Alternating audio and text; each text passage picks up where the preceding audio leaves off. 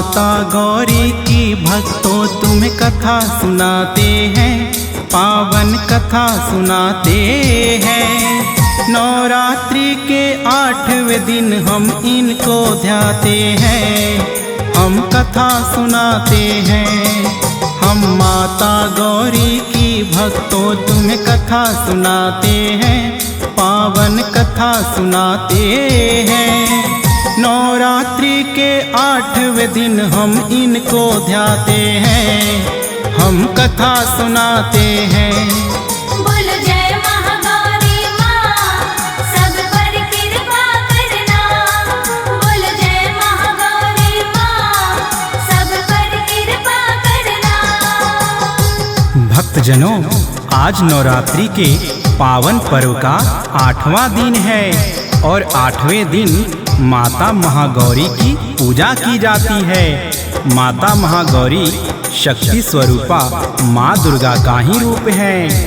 आज नवरात्रि के 8वें दिन इनकी महिमा वर्णन और कथा श्रवण करेंगे। भक्तजनों, एक बार प्रेम से बोलिए माता महागौरी की जय।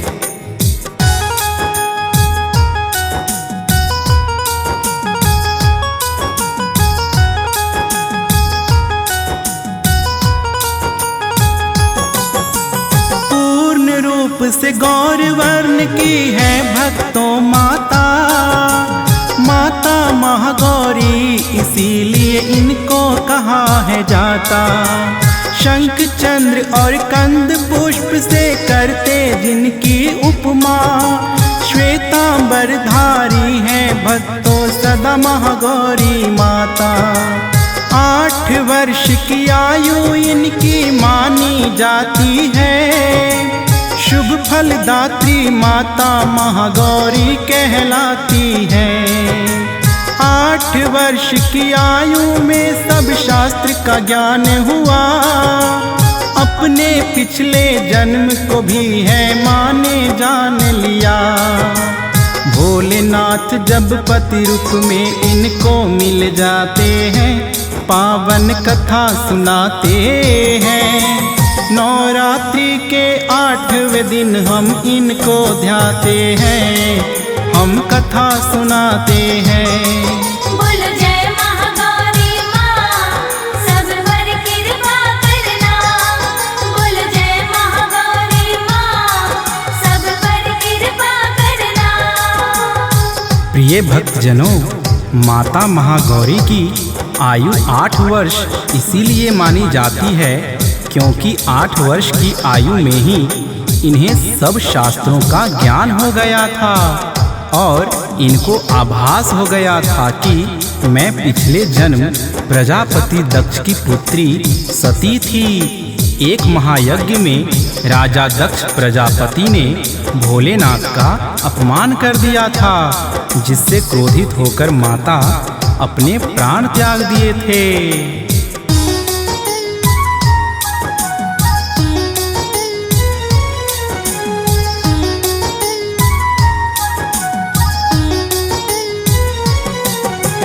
महागौरी कहा जाता इनको गौर वर्ण के कारण, श्वेत वस्त्र धारण करती माँ, श्वेत ही सब आभूषण। श्वेतांबर धरा भी भक्तों इनको कहा जाता, करती विषभ सवारी भक्तों महागौरी माता। महागौरी का रूप अलौकिक जिनकी 4 भुजाएं, शिव डमरू और त्रिशूल है जिनको माने फिर उठाए। एक भुजा तो सदा ही माँ का रहता अभय मुद्रा में, और एक भुजा तो माँ का रहता भक्तों वर मुद्रा में। माँ के उपासक सदा भाग्यशाली तो कहते हैं, पावन कथा सुनाते हैं। नवरात्रि के 8वें दिन हम इनको ध्याते हैं, हम कथा सुनाते हैं। बोलो जय महागौरी माँ, सब पर कृपा करना। बोलो जय महागौरी माँ, सब पर कृपा करना। प्रिय भक्तजनों, माता महागौरी शक्ति स्वरूपा माँ दुर्गा ही हैं। अतः इनको भक्ति शक्ति के अवतार में भी पूजते हैं। कुछ भक्त अष्टमी के दिन पूजन भी करते हैं तथा कन्याओं को माता का रूप मानकर उनसे आशीर्वाद प्राप्त करते हैं।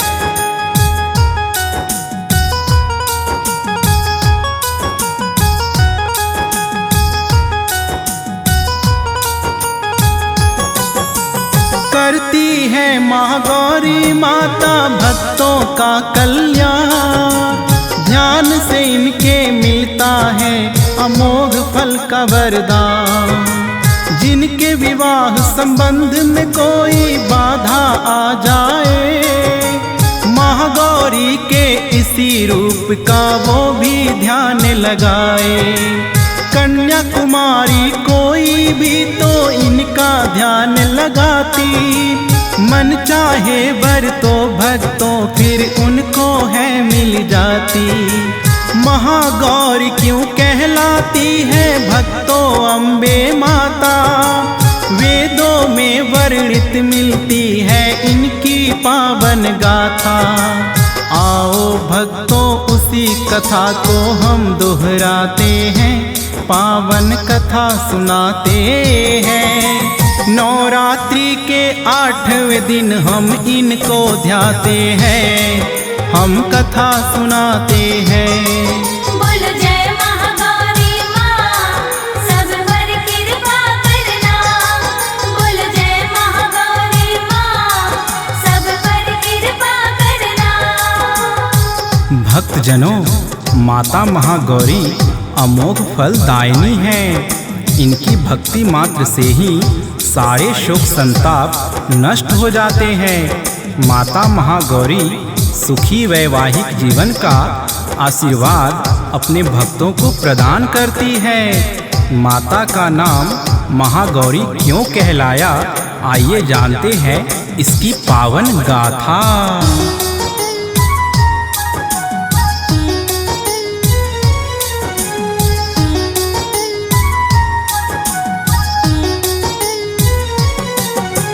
राजा हिमालय के घर में जब माँ ने जन्म लिया है, उमा पार्वती शैलपुत्री तो इनका नाम दिया है। पिछले जन्म का फिर तो माँ को है आभास हुआ। पिछले जन्म में माता सती थी राजा दक्ष की कन्या। भोलेनाथ से माता सती ने विवाह रचाया है।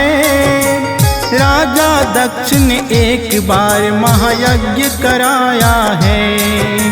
महायज्ञ का आयोजन जब राजा दक्ष ने किया, निमंत्रण तो उन्होंने सारे देवों को है दिया। भोलेनाथ को पर वो संदेश ना भिजवाते हैं, पावन कथा सुनाते हैं।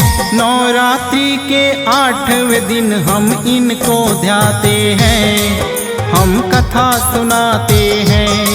बोलो जय महागौरी माँ, सब पर कृपा करना। बोलो जय महागौरी माँ, सब पर कृपा करना। भक्तजनों, जैसे ही माता सती को पता चला कि मेरे पिता के घर महायज्ञ का आयोजन है, तो उन्होंने भोलेनाथ से यज्ञ में जाने की अनुमति मांगी और संग में चलने को कहा। भोलेनाथ ने कहा, हे देवी, हमें आपके पिता की ओर से कोई संदेशा नहीं आया है, तो हम बिना बुलाए यज्ञ में कैसे जाएं? तब माता ने कहा, हे स्वामी, हमें अकेले ही महायज्ञ में आप जाने की आज्ञा दे दें। माता सती की बात भोलेनाथ टाल ना सके और अकेले ही महायज्ञ में माता को जाने की आज्ञा दे दी।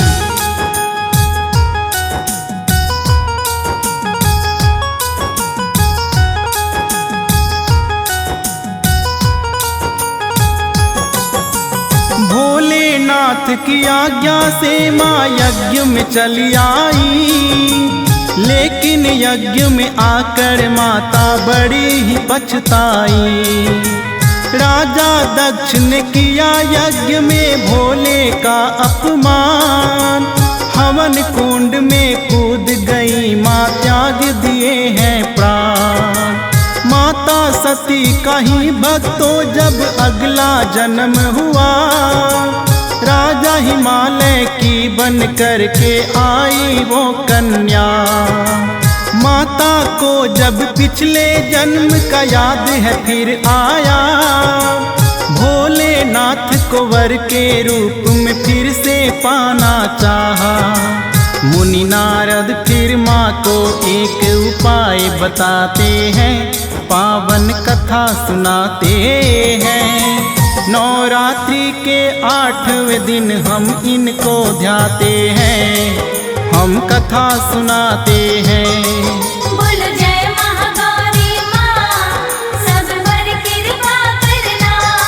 बोल जय महागौरी माँ, सब पर कृपा करना। माता गौरा को जब अपने पिछले जन्म का आभास हुआ तो उन्होंने भोलेनाथ को अपने वर के रूप में पाना चाहा। मुनि नारद ने आकर माता से कहा, इसके लिए आपको बड़ी ही कठिन तपस्या करनी पड़ेगी, तब जाके भोलेनाथ विवाह के लिए मान जाएंगे।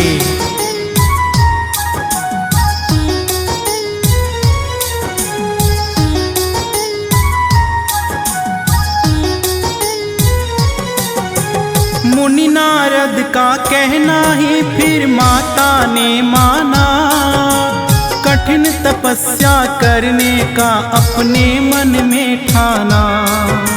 माता पार्वती की संग में होती है 2 सखियां, एक का नाम जया है और दूजी का विजया। अपने मन की बात उन्होंने सखियों को बतलाई, गुप्त एक वन में उनको सखियां लेके आई। ध्यान लगा कर माता फिर तो वहाँ पे बैठ गई, एकांतवास में छोड़ के सखियां उनको चली गई। उनके पिता हिमालय भी ये जान न पाते हैं, पावन कथा सुनाते हैं। नवरात्रि के 8वें दिन हम इनको ध्याते हैं, हम कथा सुनाते हैं। बोल जय महागौरी माँ, सब पर कृपा करना। बोल जय महागौरी माँ, सब पर कृपा करना। भक्तजनों, इस तरह माता मुनि नारद के कहने पर भोलेनाथ को पति रूप में पाने के लिए जंगल में जाकर घोर तपस्या करने लगी। उनके पिता हिमालय भी इस बात से अनभिज्ञ थे। माता ने खुले आसमान के नीचे बैठकर शिव का ध्यान लगा लिया।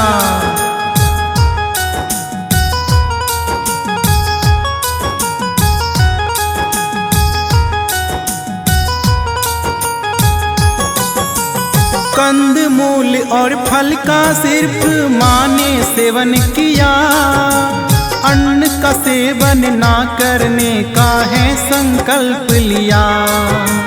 कई हजारों वर्षों तक है माँ ने तपस्या की, छोड़ दिए हैं माता ने कंद मूल फल भी।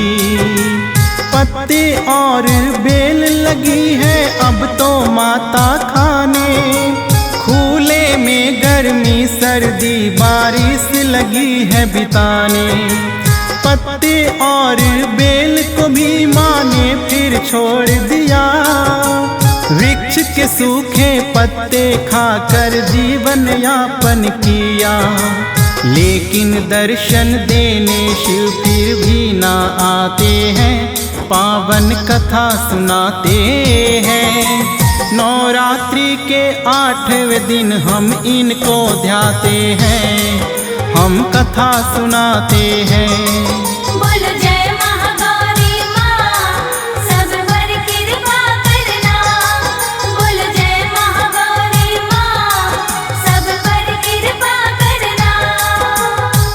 प्रिय भक्तों, सूखे पत्ते खाने के कारण माता का एक नाम अपर्णा भी हुआ। कठिन तपस्या के कारण माता की काया जर्जर हो गई। माता का रूप श्याम वर्ण हो गया। अंत में जब भोलेनाथ माता की तपस्या से प्रसन्न होकर दर्शन दिए तो माता के श्याम वर्ण को देखकर बड़ा ही आश्चर्य हुआ। भोलेनाथ ने माता को स्वयं ले जाकर पावन गंगा जल में स्नान करवाया और माता अति गौर वर्ण की हो गई। माता के श्याम वर्ण से एक कन्या ने जन्म लिया जिनका नाम कौशिकी रखा गया।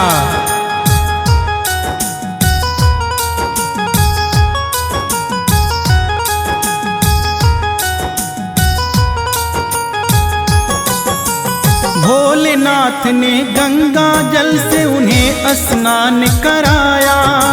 श्याम वर्ण से गौर वर्ण इनका तब निखर के आया। श्याम वर्ण से उत्पन्न जो भक्तों एक कन्या है, उन्हें कौशिकी नाम माँ महागौरी ने दिया है। महागौरी के रूप में इनका कैसे हुआ अवतरण, वेदों में वर्णित उस कथा का हमने किया है वर्णन। जो कन्या महागौरी माँ की ध्यान लगाती है, वो कन्या मन वांछित अपने वर को पाती है। आओ माँ गौरी के चरणों में शीश नवाते हैं, पावन कथा सुनाते हैं।